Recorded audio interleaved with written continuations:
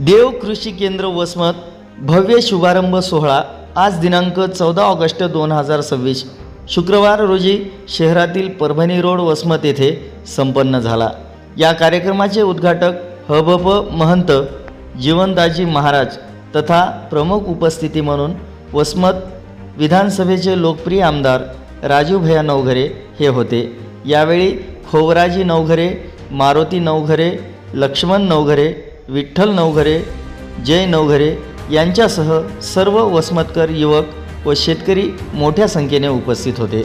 सह्याद्री समाचारच्या वतीने घेतलेला वृत्तांत।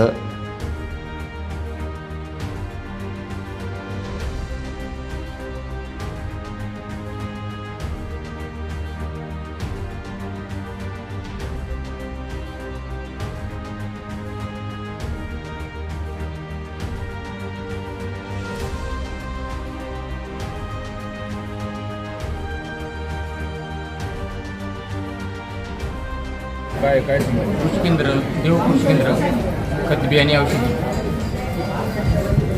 कार्यक्रमाचे उद्घाटक कोण होते? राजूभाई नवघरे। आपल्या दुकानामध्ये काय काय उपलब्ध आहे? सध्या औषधी आणि वॉटर सोल्युशन। कोणकोणते खतं उपलब्ध होतात आपल्याकडे? सध्या 10 सीरीज, बारामती 16, DAP, युरिया। औषधामध्ये कोणते औषधामध्ये सिजंडा कंपनीचे, बायर कंपनीचे, टाटाचे। तणनाशक फक्त राऊंड आहे। काय सांगाल ग्राहकांना? आम्ही आता चांगली सुविधा देऊ ग्राहकापर्यंत आणि योग्य वाजवी दरात आणि चांगल्या क्वालिटीचे औषध। वसमतवासियांना काय होणार?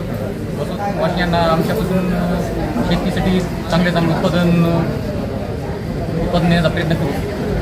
आपला पत्ता राहणार बावळू गोवर। दुकानचा पत्ता परभणी रोड, जे किसानच्या समोर। जी नवीन ओपनिंग केलेली आहे आणि नवीन जरी असो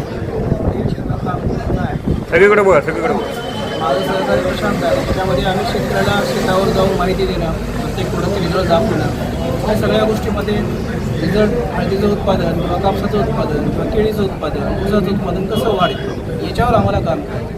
घरगुजावर आमची मास्टरी आहे। याच्याकरता चांगल्या कंपनीचे उत्पादन, त्याचा रिझल्ट शेतकऱ्याला चांगला येईल अशा पद्धतीने आपण शेतकऱ्याला ते औषध देण्याचा प्रयत्न करतो। प्रोडक्ट कशा पद्धतीचे आहेत आणि कोणते आपल्याकडं केमिकल आणि ऑर्गॅनिक या दोन्ही स्वरूपात आपण काम करतो, सेंद्रिय आणि रासायनिक। त्याचं केमिकलमध्ये आता ब्रँडेड कंपनी असेल सिजंटा, बायर, डिफॉन्ड।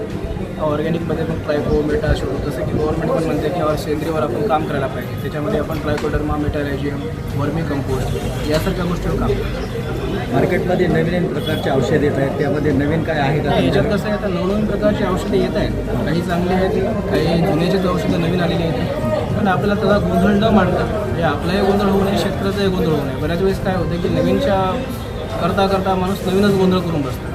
काय द्यायलो काय नाही याचा आपल्याला मेळ लागत नाही, शेतकऱ्याचा खर्च वाढून जातो। आपला विचार हा नाही आहे की शेतकऱ्याला आपल्याला उत्पादन वाढवायचं आहे, त्यासाठी उत्पादन खर्च वाढवायचं आहे।